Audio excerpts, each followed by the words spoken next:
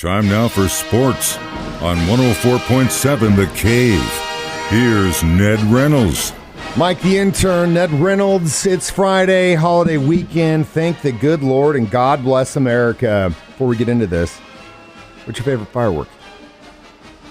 In terms of, well, the aerial shots. Well, course, yeah, but like ones that you get to shoot off.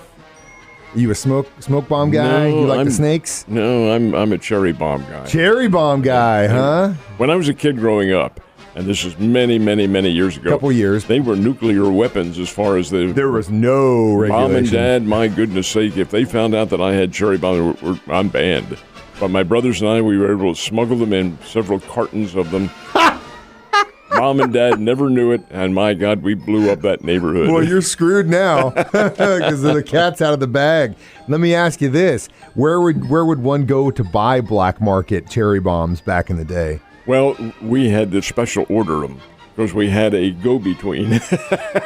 One of a friend of mine had a guy, and we gave him that money, and I mean, they delivered. And it had to be delivered in secrecy, too. We had to hide out behind the neighbor's hedge and make the trade there. Oh, it was funnier Oh, than my that. God, that's hilarious. Thinking about a young Ned Reynolds getting black market fireworks back in the day like he was buying a bag of weed. But That's I tell you what, now, hilarious. when those cherry bombs exploded, you knew it. Oh, hell yeah. Boy. That's why they're banned, or they became banned because they weren't regulated and they're dangerous as hell. All right. Speaking of which, now that we got that out of the way, big news yesterday in college sports. UCLA, USC, going to the Big Ten. There'll be more, Mike. This is all part of the master plan to expand college football and reduce it to the elite teams in the country.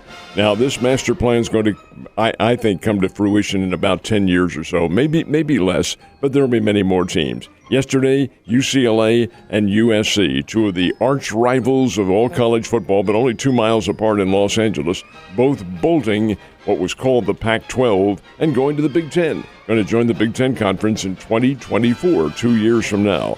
All right, that's part of it. What does that do? How does that change football? Well, it changes it in tremendous respect because the Big Ten now goes to really the Big 16. That's what they'll have, and it's not just Midwest.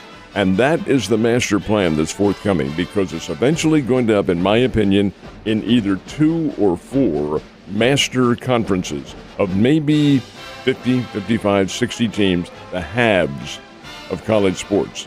What happens to the have-nots, the Missouri States? Fending for yourself, pal. It's the way it's going to be.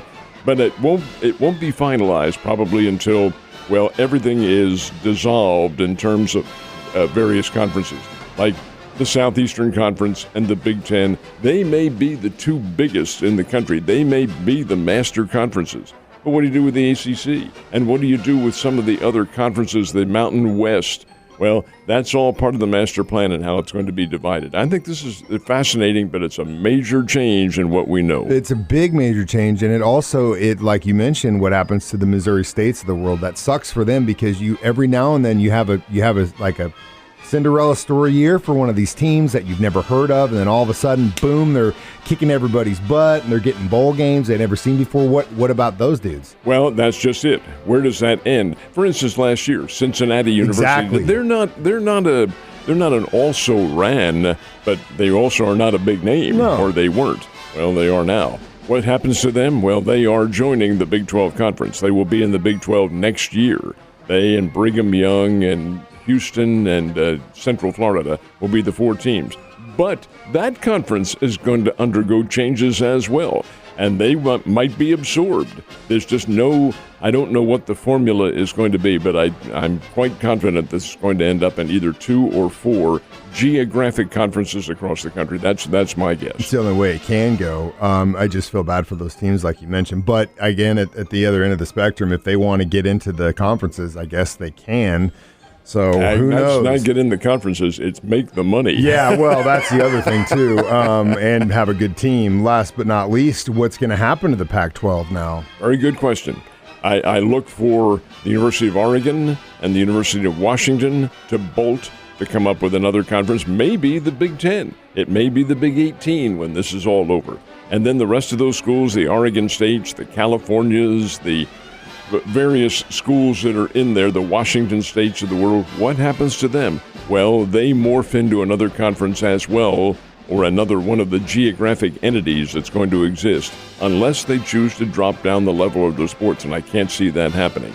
Now, this supposedly was a big surprise. And now, wait a minute. A big surprise?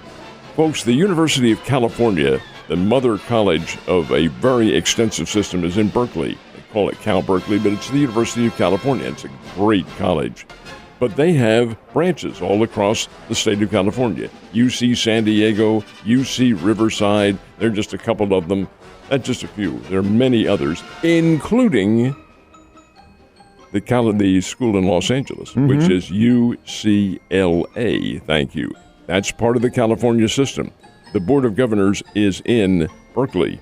You mean to tell me that they did not know this was going on, that this was being done autonomously? Now, those schools do have their separate presidents, but they don't have a separate board of regents. Somebody had to know. This is no surprise. They knew this was coming. So I think there's probably a master plan for what's going to happen to the Pac-12 lying in somebody's vault somewhere who understands how this is going to work. All right, well, while we try and figure out where those plans are hidden and which vault we need to break open, I'm going to be asking Ned how I get black market cherry bombs on the street, and we'll see if his guy is still around. I've got the answer, man. Ned Reynolds, Mike the intern, trying to figure out where we can buy black market cherry bombs on my show this morning. So we were talking about where we used to get black market fireworks at. When I was a kid, what we would do was we would work really hard in the spring mowing yards, doing, hey, can I help you do this stuff? Get paid $10, $20, save all that money. And then when this time of year came around, we'd go blow all of it at the fireworks stand. This was in Cape, mind you. And there was a creek right behind the elementary school I went to, and we would have these massive bottle rocket wars, like capture the flag style. There were several injuries, and we actually had to really get stern on some of the rules because early on I almost got hit by an artillery shell, so we were like, okay, no big stuff. It's got to be bottle rockets, crackle balls, or Roman candles, and that's it. And then one year I broke into the other people's base and just started shooting fireworks on their stash, and it blew it all up. So they got really mad at me that wasn't against the rules. So then that was a part of the rule. But yeah, we got hurt big time. So just to let you know, we kept the tradition going. It was just maybe not as illegal when I was doing it.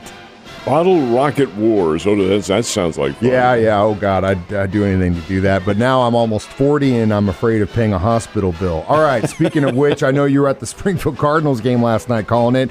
Did the right team win? No, it did not. The Wichita Wind Surge came away with a 7-6 win. But I want to tell you, Mike, it was a very entertaining baseball game. Good hitting, excellent pitching at the start, and key moments in the contest. So it's 7-4 going into the last of the ninth inning. This kid Wellner for the Wind Surge had a couple of home runs, the second of which was in the ninth inning, and put his team up from 5-4 to 7-4. All right, game over, right? Never know. Springfield came back, and Jonah Davis, who is a relative, and this is not meant as an insult, but he's not a home run hitter. He's a light-hitting center fielder, very quick. Put one on top of the training room, area, the Bill Rowe Training Center, put it on the roof, 2-run homer, 7-6. Nobody out. Big rally coming up. It fell short. And 7-6 was the final score. But a very entertaining game with some good pitching. Mike McGreevy was very good for the Springfield Cardinals throughout the early going. He eventually ran out of gas in about the 7th inning. And the Varlin kid for the Wind Surge is also a very good pitcher, and he had the Springfield Cardinals thwarted for much of the contest. He got out of a bases-loaded, nobody-out jam, giving up 1 run with some key pitching. It was a very, very good, solid ball game. They'll play again tonight. Well, they'll play again this weekend, right on through Friday, Saturday, and Sunday, and fireworks each night. Yeah, fireworks every night at Hammonds Field, so it should be a good time. And take the family out to a game if you're here. It'd be great. And you get the fireworks. All right, so pretty interesting news for the Missouri State basketball Bears. They are going to the Bahamas this year. Are they taking you with them? I wish. This will be a nice little tournament over Thanksgiving weekend. And again, Coach Dana Ford has scheduled a tournament in which it's not the huge names of college basketball, not the Dukes and the North Carolinas and the big names like that. But it is a level more to Missouri State's liking. teams like UNC Wilmington. These are all Division I ball clubs. Vermont is a very good basketball program. They're in this little tournament. Ball State, North Texas, San Jose State, Oakland, which is in Michigan, not California, and Long Beach State. They will be all in this little competition going on out at the Bahamas, and that's where the Bears will be. I give the Bears a pretty good little chance. This will be a nice little test for them to see how strong they are. And then they get to hang out in the Bahamas during Thanksgiving break. Forget about it. All right, so since we busted out Ned's dusty old book of memories and we're talking about where to get illegal cherry bombs, he also came across a page that something happened 83 years ago on the 4th of July. And everybody knows about it, too. It was the 4th of July, New York's Yankee Stadium. 65,000 fans on hand to say farewell to the Iron Horse, Lou Gehrig, who announced his retirement. Now, this is the 4th of July. Monday will be the official anniversary of this, 83 years ago on Monday. They did it on the 4th of July because they knew, obviously, it would be a holiday and everybody would be focused on New York.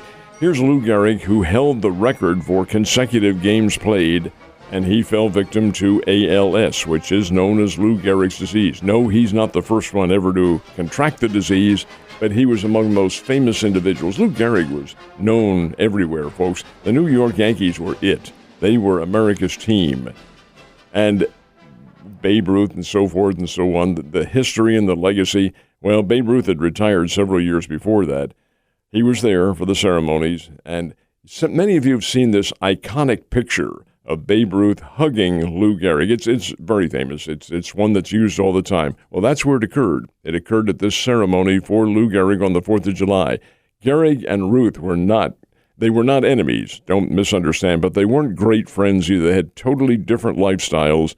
And philosophies on the game. Yeah, exactly. Yeah. Although Gehrig could play at every level. He was an outstanding long ball hitter and defensive player. So was Babe Ruth. But Babe Ruth loved the partying lifestyle, and Lou Gehrig did not. He was a homebody. He went home every night and so forth. But you've seen that picture, and Babe is giving a big bear hug to Lou Gehrig. That's where it occurred, at Yankee Stadium on the 4th of July, 83 years ago, when Lou Gehrig said, "I'm the luckiest man on the face of the earth." 2 years later, he was gone. So crazy how fast that disease can get you. And at least we had him in our history books to begin with. Ned and I are going to go outside and we're going to shoot off some fireworks, sir. Happy 4th of July. And to you, sir.